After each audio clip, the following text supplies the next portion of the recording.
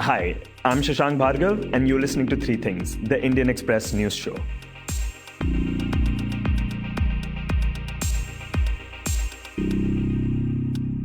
Yesterday, Finance Minister Nirmala Sitharaman presented the Union budget for the year 2021 to 2022 in the Parliament. This budget was announced at a time when the country is trying to come out of the COVID-19 pandemic, is facing one of the highest levels of unemployment it has seen in a while, is experiencing a low growth rate, and when thousands of farmers are protesting against the new farm laws. In this episode, we unpack the budget to understand the ways in which it does and does not address these problems and discuss its biggest highlights. For this, we speak to Udit Mishra, who writes on the economy for the Indian Express. So, Udit, before we get into the individual aspects of it, could you start by talking about the biggest thing that stands out for you in this budget? So, the main thing that stood out for me was given the fact that COVID resulted in the government's fiscal deficit almost becoming 2.5 times. Now, fiscal deficit is basically the borrowings that the government have, and it's a gap between what the government earns and what the government spends. So, in the current financial year, it turns out that instead of 3.5% of the GDP as the fiscal deficit, it went to 9.5% of the GDP as the fiscal deficit. And it also became clear that for the next 5 years, fiscal deficit was going to remain fairly high. So it basically showed that India's government finances have been massively dented by COVID. So what stood out for me is that under the circumstances, what the government has done is to switch the nature of its expenditure, because it cannot increase expenditure and boost growth, and it cannot cut taxes because they will further hurt its revenue generation. So what it has done is that for the same amount of expenditure that it is making, it's switching the expenditure the way it spends it. So instead of spending more for revenue expenditure, which is like daily expenses or sort of salaries and stuff, it is hoping to spend more on capital account, which is to say that spend more for creation of productive assets like a road, so that the private sector gets crowds in that growth activity and jobs are created, new economic opportunities take place. The country is also experiencing a very high rate of unemployment. Is this something that will help address that problem and give a boost to job creation? So, in the short term, which is to say in the next financial year, it is expected that India's growth rate will jump up to something like 11 and 11.5%. But one must understand that this jump is essentially making up for the loss that we had in the current financial year because of COVID. So, over the two financial years, we'll be back to where we were 2 years ago, which is to say at the end of 1920 financial year. Now, at one level, yes, when the growth happens, there will be some job creation. But we must not forget that going into COVID, India was growing at just about 4%. And so coming out of this 2 year period, it is sort of unlikely that India would start growing at 7 or 8% on an average basis out of it. We'd be very lucky if we were to get that kind of a growth. So the picture is pretty grainy in that sense, because we realize that after the next financial year, the road ahead after that is still going to be rocky, because the immediate bounce has already happened and we do not have a very sustainable model for growth. Also, considering the fact that we are still in a pandemic, I wanted to ask you, in what way does the budget address healthcare? The fact that India only spends 1% of its GDP on healthcare is often criticized. The spending is considered one of the lowest in the world. How much has this budget now allocated for healthcare? So this was one of the most interesting stories through the day. When we first heard the finance minister speak while presenting the budget, she asserted that the health and wellness expenditure has gone up by 137%, and everybody was very hopeful that finally, maybe it took a pandemic, but at least India has pushed ahead with the health expenditure and the budget will allocate more money for it. But when we went to the finer details, we realized that actually the health expenditure has fallen by 9%, in fact 9.5%. for the coming year. And what the finance minister was talking about was a bit of a misrepresentation. It was not an apples to apples comparison between what we call health budget. What she did was also look at the one-time expenditure for COVID vaccination, which was 35,000 crores. She also included the expenditure for, say, water and sanitation in health and well-being. She also added the finance commission grants that would go to other state governments. And so she bumped up the figure to 137% of last year's health expenditure. When apples to apples comparison, which is also a figure given in the budget documents, shows that health budget has actually gone down by 9.5%. So it's quite disappointing in that sense. And did we see any major way in which the government is now choosing to invest in education, which is, another area that India faces criticism in? Right. So on education, the budget has gone up by 9.5%, which is an okay increase given the hardships that government is facing overall across the board on its finances. But again, the finer details, when we look through the exact details of the next year's budget, we realize that it wasn't as if many new schools will be created. What the finance minister actually signaled was sort of bolstering the existing infrastructure in terms of schools, making them slightly better. So again, it's a marginal improvement in terms of allocation. And I mean, one can take solace in the fact that she's thinking of improving schools, but not many new schools. So that's again a bit disappointing. Okay, so the other thing is that right now we are seeing unprecedented farmer protests. Does the budget in any way address the concerns of the farmers? So that's also a very stark no, because again, the agriculture budget has gone down.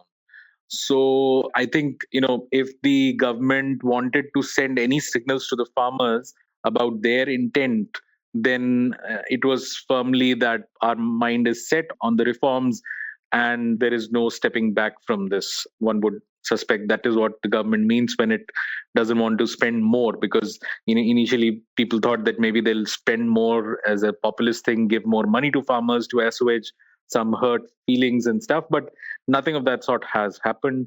And I think the government's mind is set that farming has to improve or get reformed in India in terms of getting farmers out of the farm sector and get farming being done through more market forces, not just through arbitrary government help. There also hasn't been any major changes in taxation. I mean, the government could have increased taxes in order to increase its own revenue. The fact that it didn't do that, what does that tell us? Is it taking into consideration that people's incomes have reduced? So, both things, you can see whichever way you want to see it. When the fiscal deficit turned out to be as huge as it finally was told to us at 9.5% of the GDP, there are two ways a finance minister can respond. She could have either slapped more taxes across the board, especially at the rich or the corporates or whatever, and said that, I need more money, so I'm going to tax you more. The other way could have been, I'll cut more taxes and give you guys more money, and let's see if you spend more and perhaps get the economy out of the current slump. But the finance minister decided finally to do neither of them. Again, the idea is that we do not have the luxury right now to either cut taxes, and she doesn't really want to slap new taxes, because at a time when people are already not spending or struggling with their expenses, that may send a very chilling sentiment.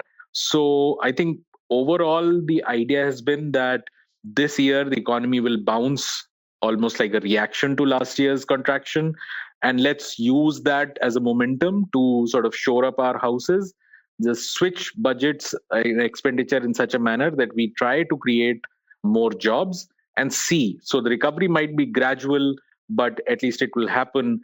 We do not have the firepower to really give a sudden shock, positive shock to the economy one way or the other. Also, the other thing that is being talked about a lot is that 4 states that will soon have elections Tamil Nadu, Kerala, West Bengal, and Assam, they have gotten major highway projects in this budget. How do we see that announcement?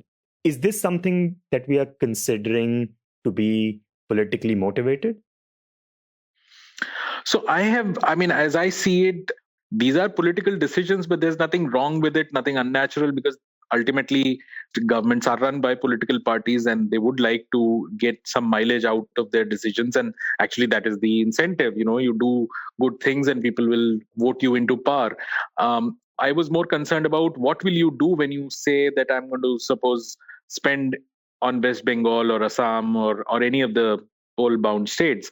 Now, if the government's spending more to make roads, then I'm happy about it, because I would suspect that across the whole country over 5 years or 10 years, with so many elections happening, finally, sooner or later, across the country, infrastructure would be built by this logic. This is not about giving just handouts to people in Assam or Bengal and saying just vote us in. So I don't mind the government doing that. And would this be an example of the government investing more in capital than revenue, like we talked about earlier? It would be, yeah, it would be. So the most we can quibble is that why are you giving it to Assam and Bengal, and why not to say Madhya Pradesh or UP or any of the places which don't have? But the argument there would be just wait your turn. When the elections come, by this logic, you will also get your due. The budget also mentions that 2 public sector banks and 1 general insurance company will be privatized. What do we understand about why that is being done and the kind of effect it will likely have? First of all, it's a massive thing that it has been done, because we've struggled with having our governments take a step back from, say, banking or insurance or any of these sectors. There are 2 reasons why this has been done. One is that, say, on the banking side, it is now amply clear that over the past 10 years, public sector banks, which sort of dominated India's banking system, were saddled with huge amount of NPAs, non-performing loans and assets. And there was no way that the government has tried different things, recapitalizing these banks repeatedly, trying to improve their functioning, but for one reason or the other, it hasn't happened. So one argument was that, listen, if you cannot run the banks in a profitable, neat way, then there's no point throwing taxpayer money to just recapitalize those banks for them to again lose that money to bad loans. Get out of that system. So one is an acceptance that, listen, we are not good enough to run banks, especially not so many of them at least. The other is a broader ideological take that should the government be in a sector like banking?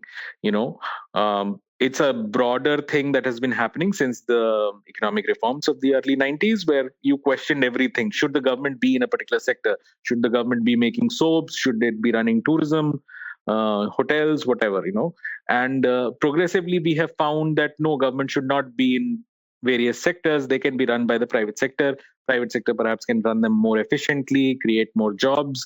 There'll be perhaps less nepotism or whatever, corruption and stuff. So I think both ideologically and also out of necessity, these decisions have been taken. And considering the very mediocre way in which government banks have run in the past, or even insurance companies have run in the past, one may not mind the shift to the private sector. And this budget also announces the creation of a development finance institution, DFI. Could you talk about why this is being created and what will its purpose be? So a new development finance institution is good news because, typically in India, infrastructure projects are funded by many of these banks, and typically a public sector bank. And banks neither have the expertise nor the kind of resources to actually fund such long-term projects, which typically infrastructure projects are fairly long-term projects. And in other countries, you had bond markets, or you had a whole system where corporates could raise loans amongst themselves. In India, we do not have that. So what a DFI does is that government gives the seed money, and then people realize, others realize, and all the so much money floating around in the system, that okay, if India wants to put this money for infrastructure projects, we'll get decent returns. let's put in that money. And so it's a way to sort of leverage the credibility of the government and the growth prospects of the Indian economy and create an institution which will then fund many of these long-term projects on infrastructure. And this is something that has been said repeatedly, that India needs infrastructure. We need many more roads and ports and all kinds of infrastructure. And funding has always been a problem, and banks have suffered because of that, because they just didn't have the wherewithal to fund these things. And so has the infrastructure funding also suffered. Now, a DFI is expected to solve those problems progressively with every passing year. But it's not the first time that we have this. In the past also, we've had DFIs, and it's been a mixed bag. That's a fairly detailed other topic on what has worked, what hasn't worked. But the crucial thing, again, with DFI would be how it pans out in the coming years, how it gets scaled up. That would be worth seeing. But as a concept, it's a decent concept to have to fund our infrastructure needs, which are massive. As the government said last time, they plan to invest 100 lakh crores over the next 5 years. So that's 20 lakh crores every year. DFI right now is expected to perhaps raise or fund at least 5 lakh crores over the next 3 years. So it's a decent start to begin with. Let's see if it works or not. So if you were to take an overview of this budget, how would you say this budget compares to previous budgets that have been announced by Finance Minister Nirmala Sitharaman? The current finance minister first presented the budget in July 2019, immediately after the second term started under Mr. Modi's leadership.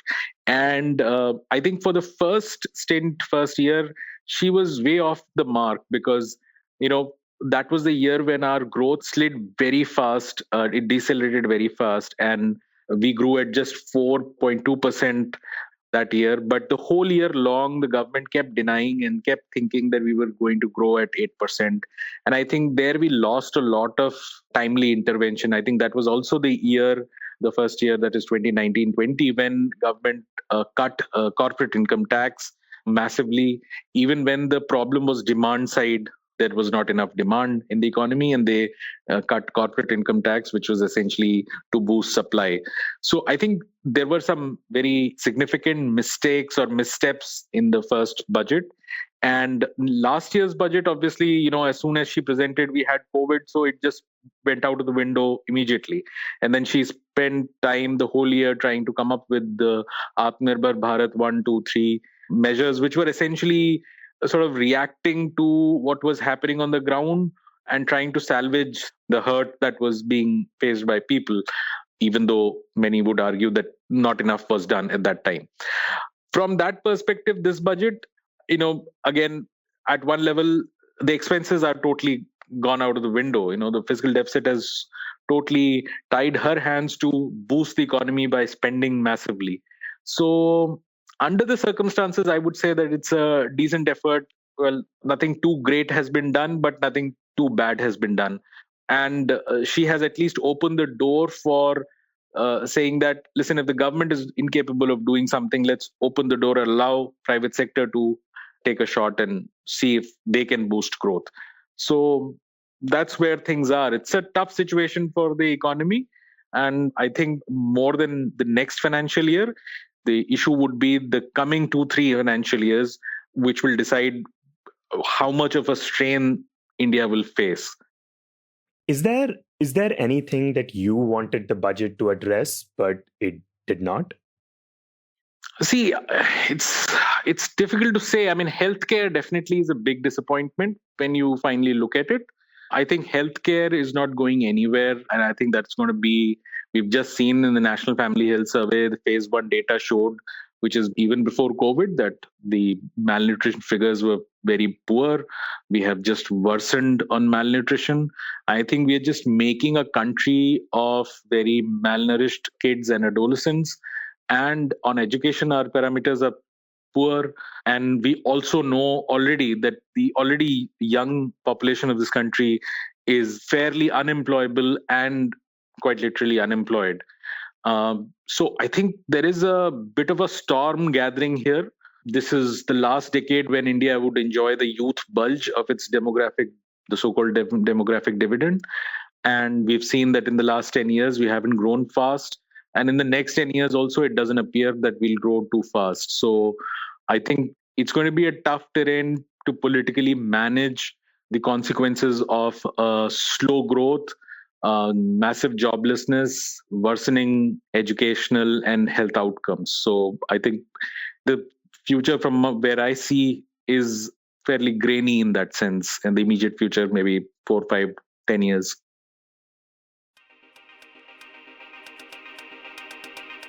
You were listening to Three Things by The Indian Express. Today's show was written and produced by me, Shashank Bhargav, and as always was edited and mixed by our producer, Joshua Thomas. If you like this show, then you can subscribe to us wherever you get your podcasts. You can also recommend the show to someone you think will like it, share it with a friend or someone in your family. It's the best way for people to get to know about us. You can also tweet us at Express Audio and write to us at podcast@indianexpress.com.